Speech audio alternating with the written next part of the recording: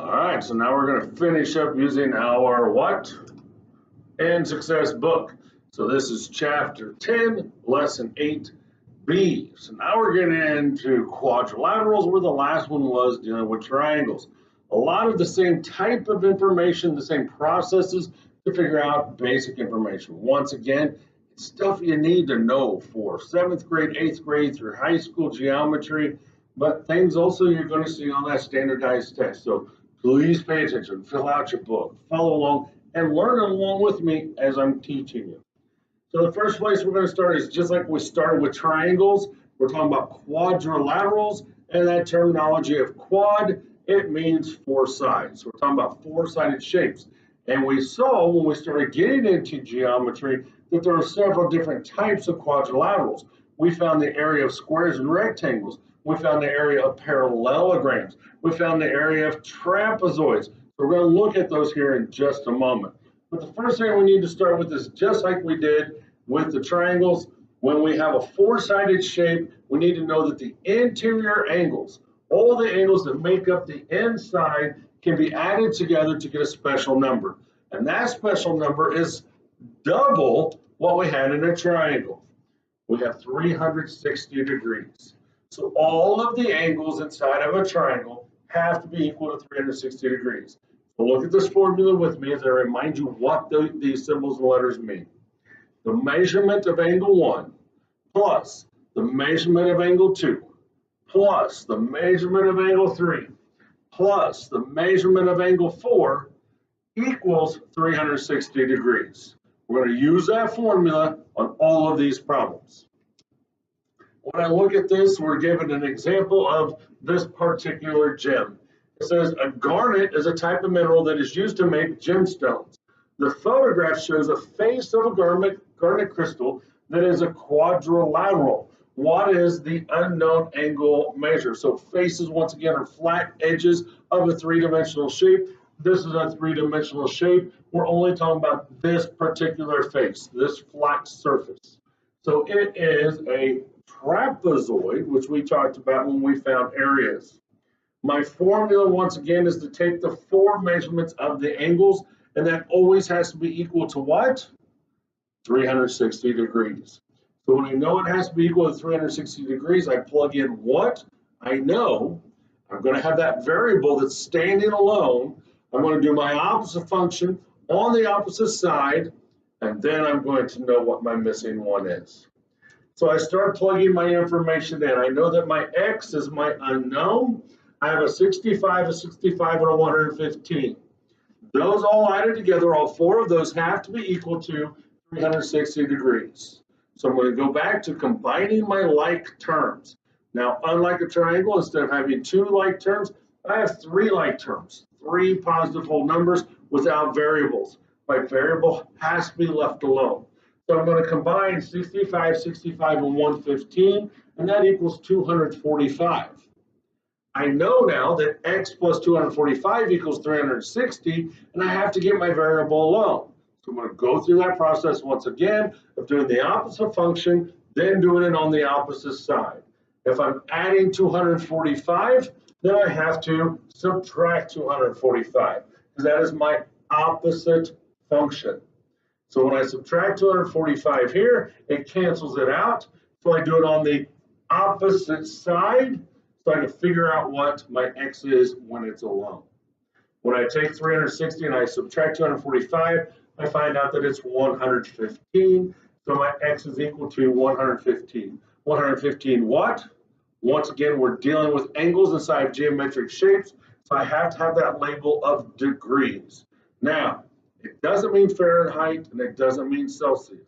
It means the measurement of an angle. It's the same word, and it's even shown with that superscript 0, but it still doesn't mean that it's a temperature. It's measurement of angle. But 150 degrees, 15 degrees would be my angle for my x variable. So let's look at the different types of quadrilaterals that we need to know. We had a parallelogram. We found areas of parallelograms. Now, I understand when we talked about parallelograms, fitting into that category, squares are parallelograms. Rectangles are parallelograms. This shape that's tilted is a parallelogram. Why is it a parallelogram? Because the opposite sides are parallel. That top and bottom will always go straight across from each other and never intersect. That left and that right will always go straight across from each other and never intersect. A square is the same way. A rectangle is the same way. Tops and bottoms, left and rights will never intersect. So they're all parallelograms. When I need to know my definition, it means that I have tops and bottoms, lefts and rights, or opposite sides are parallel and congruent. That's important. This measurement and this measurement will have to be the same. This measurement and this measurement has to be the same. All right. My next one is a rectangle. So I just go from one step to the next. This still holds true. This measurement and this measurement has to be the same. This measurement and this measurement has to be the same. They are going to be parallel. These are going to be parallel. However, I add one step to it. All angles must be right angles. And we said right angles are 90 degrees. One step further. This is going to hold true, but I'm going to skip my right angles. So a rhombus has top and bottom, which are equal, left and right, which are equal. Top and bottom, which are parallel, left and right, which are parallel. However, a rhombus says, but instead of angles all being the same, then my sides have to all be the same. So let's say the top is a 4, the bottom has to be a 4, the left has to be a 4, the right has to be a 4. The only difference is it's tilted. When I go to a square, then I combine it. Parallelogram, top and bottom are parallel. Left and right are parallel. They are the same measurements, just like the rhombus. This could be 4, 4, 4, and 4 again. However, mixing it with a rectangle, 90-degree angles have to go all the way around. So it's looking at the shape and the information they give you and determining which of these 4 words is going to be the correct one. The trapezoid is the oddball. Remember, when I find area, base times height, base times height, base times height, base times height, oddball, that one's going to be different. I have one set of parallel lines. In this case, it's the top and the bottom. None of the sides are equal. I have different lengths in top and bottom. I can have different lengths on the left and the right. Okay? So one side has to be parallel, and that's it. Remember, I'm finding that area. That was the base 1 plus the base 2, adding those together, multiplying by height, and then dividing by 2. That's why it's the oddball. These are a lot easier. When I go through the process, then I just want to look at the information. It says give the most exact name for the figure, so I'm going to work through what they are. A figure, the figure is a rectangle with 4 what? Something sides. Well, it has, they're marked with one line, so I know those are congruent. Once again, congruent just means equal. Don't get confused by the big fancy term. And a rhombus with 4 right angles. So a rhombus just said, oh, so it had 4 equal sides, right? So I have congruent sides, so it's a rhombus. And that rhombus has 4 right angles, which the rhombus did not. And therefore, so the most exact name would have to be that that is a square. But it's turned sideways. Doesn't matter, it's still a square. 4 equal sides, parallel one to another, right angles, I know it has to be a square. B, the figure is a quadrilateral with opposite sides that are, so these blue lines once again indicate that they're parallel one to another. So they have to be parallel, and the opposite sides are also what? Well, not only are they parallel, but they're congruent because once again, those blue lines tell me so. So the most exact name for that figure, do I have right angles? I don't have right angles, right? So it's not a rectangle. So what's it going to be? It's going to be simply a parallelogram. Okay? If they had all equal sides, then I could use a rhombus, but they're not equal sides. So I have long sides, I have wide sides, so So it has to be a parallelogram. This one says to describe the relationship between rectangles and squares. So it gets kind of tricky because you were taught as a real little itty bitty type that squares and rectangles were completely different things. Well, they're really not geometrically. So when we talk about geometry, we have to look at the key terms. Okay? So the first thing is that every square is a rectangle. Just think about the definition of a rectangle. A rectangle has to have opposite sides that are parallel, opposite sides that have the same length, and has all right angles in the corners. That's true about a square. A square, however, goes one step further. So not all rectangles are squares. When I see a rectangle, it's elongated. So if it is a rectangle, then I want to have a top and a bottom that's one length and a left and right that's one length. But when they all get squished to be the same length, then it becomes, by definition, a square. All right, so let's do the math that they're asking us to do. Once again, we have the formula. The measurement of angle 1 plus the measurement of angle 2 plus the measurement of angle 3 plus the measurement of angle 4 all have to be equal to what? 360 degrees. They tell us that these are the measurements that we have. So I have to combine my like terms. All my whole numbers have to be put together, which makes 240. Then I have to do the opposite function. Then I do it on the opposite side. I'm adding 240, so I have to subtract 240. That gets it alone, my variable. So when I subtract my 240 and I go to my opposite side, subtract 240, I have 360 minus 240. That gives me 120. So if my x is equal to 120 and I plug that in, and then I added all four of those together, I'm going to get 360 degrees. On 2, they only give us one measurement, right? Wrong. Those blue boxes tell us that they're equal to what? 90 degrees, right? So I have my missing one, x, plus the 90 and the 90 that are given, and the extra 37 that's out there. We know those have to be equal to 360 degrees. I'm going to combine my like terms, which are my whole numbers, and that's 217. Do the opposite function, the opposite side. Once again, just like I did in the triangle, I'm going to stack it like I normally do with the equations.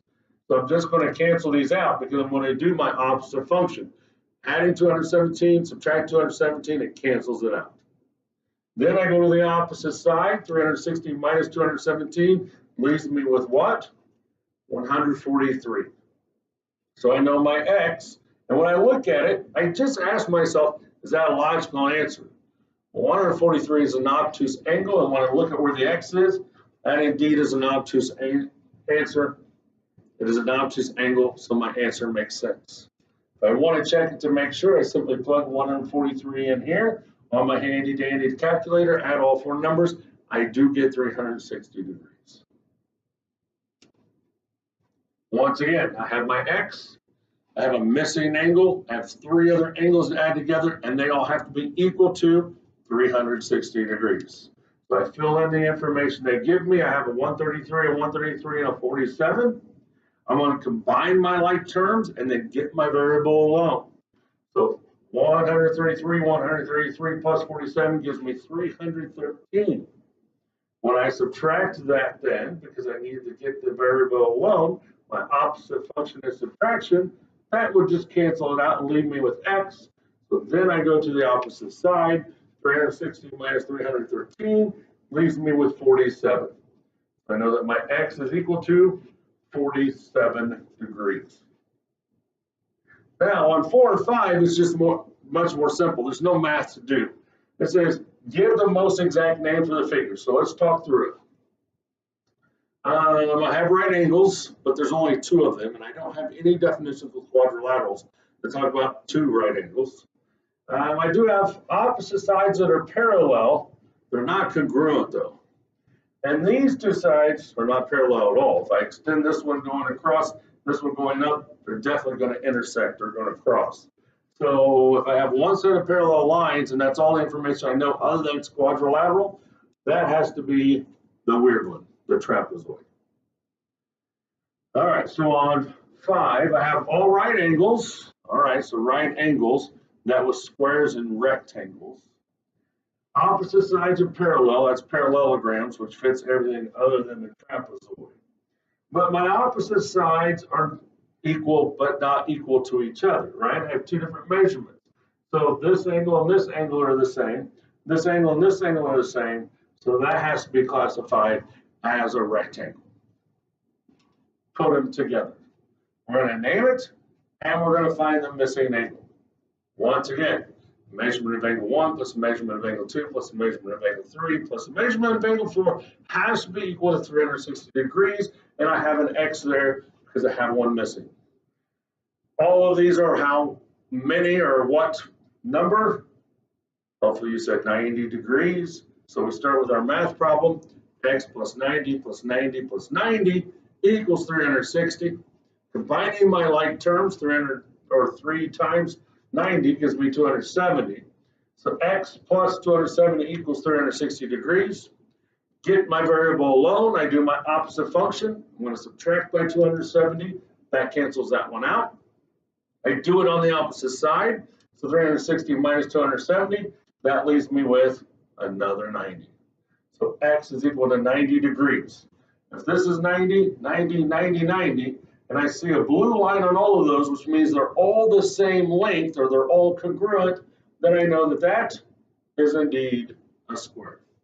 You do number 7 on your own. Come back with me, check your work, and let's see how you do. So hopefully you started by writing your math problem, then X, and then you added the 3 given pieces of information, 50, 130, 50 equals 360 degrees.